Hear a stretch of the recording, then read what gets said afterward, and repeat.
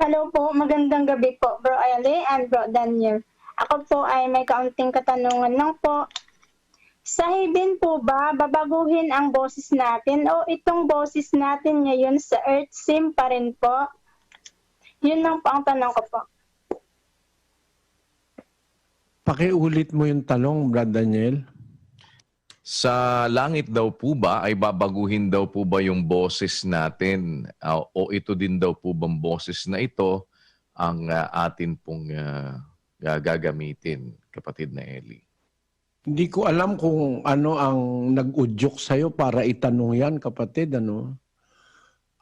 Pero kahit naman kasi anong tanong may sagot eh. Meron kasi kung magsalita ang boses, parang malat. Ano? Parang ganon. Ano sabi mo? Ano? Oh. Hirap na hirap magsalita, di ba? Kung maliligtas ka, makakarating ka sa langit, ang sabi sa Biblia, 21 ng Apokalipsis, versikulo 4. Pakinggan mo.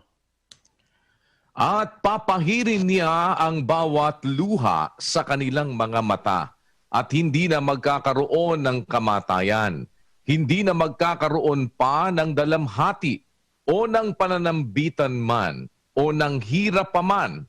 Ang mga bagay ng una ay naparam na. At yaong nakaluklok sa luklukan ay nagsabi, narito, ginagawa kong bago ang lahat ng mga bagay. At sinabi niya, isulat mo sapagkat ang mga salitang ito ay tapat at tunay. Kung naintindihan mo, no, hindi ko naman kailangan paliwanag, maliwanag yan eh. Darating yung panahon ng pagbabago, kapatid. Sabi, pag dumating na yung nasa langit na, papahirin niya ang bawat luha sa kanilang mga mata. Kita nyo mga kapatid, sabi ng Diyos, gagawin niyang bago ang lahat ng bagay. Babaguhin pati yung ating katawan. Bago ka pumunta sa langit, babaguhin ang katawan. Pag siguro binago katawan mo, sigurado kasunod na yun. Babaguhin na rin ang boses mo. Hindi naman pangit yung boses mo, kapatid. Ba't mo tinatanong yan? Kasi po, kumakanta po ako, tapos maraming nagsasabi na pangit daw yung boses ko. Hindi, pabayaan mo sila. We do not live by what people say. And must not be inspired by what people say. Hindi tayo dapat na mabuhay kung ano yung sinasabi ng tao o ipasyon natin o iayon natin ang ating buhay sa sinasabi ng tao. Dapat yung ating buhay, mabuhay tayo ayon sa sinasabi ng Diyos. Kahit sabihin nilang pangit, okay lang. Hindi ko naman problema yun, Hindi naman ako nag-iisang pangit sa mundo. Meron nga, mas pangit pa sa akin eh. Nakakita ko ng ministro, pogi raw siya eh. Merong ganyan mga ministro, pogi raw sila eh. Pero kung tignan ko, sabi ko sa loob-loob ko, ako pangit ako eh. Hindi ako manganga sabihin kung pogi ako eh.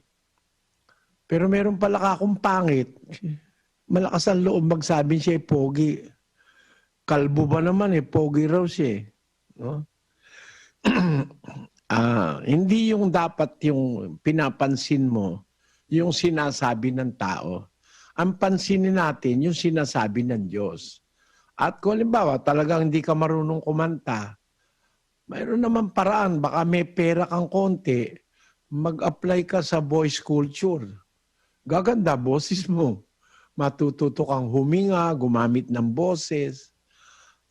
Pero ako kahit ano pa sabihin nyo, okay lang, basta't naiintindihan ako ng tao. At ang paniwala ko na naiintindihan ako, awa naman ng Diyos, natatanggap ng tao yung sinasabi ko eh.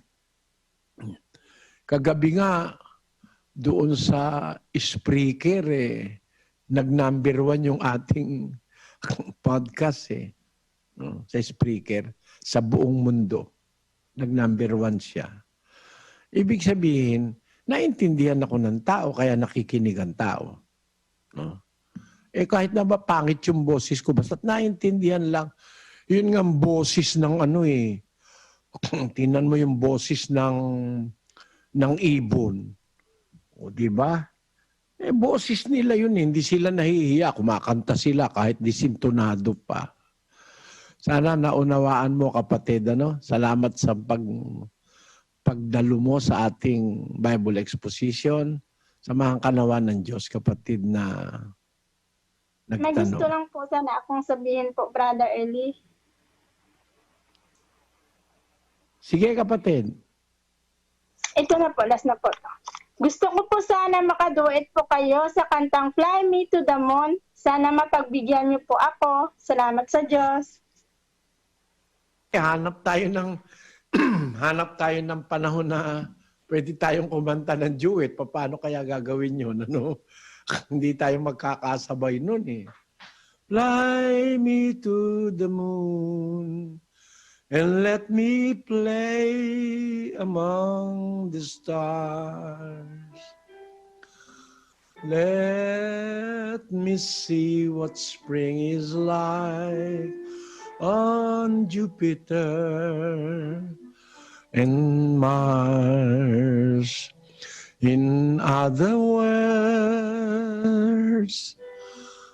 hold my hands. In other words, darling, kiss me. Fill my heart with songs. Let me sing forevermore. You are all I long for, all I cherish and adore. In other words, please be true. In other words, I love you. Ayan ha, pinagbigyan na kita, hindi mo ko sinabayan. Sige kapatid, let us find how we can sing together. Tignan ko sa mga technician namin. Salamat sa iyo kapatid na taga riyan sa Dubai, Abu Dhabi. Maraming salamat po. Salamat sa Diyos.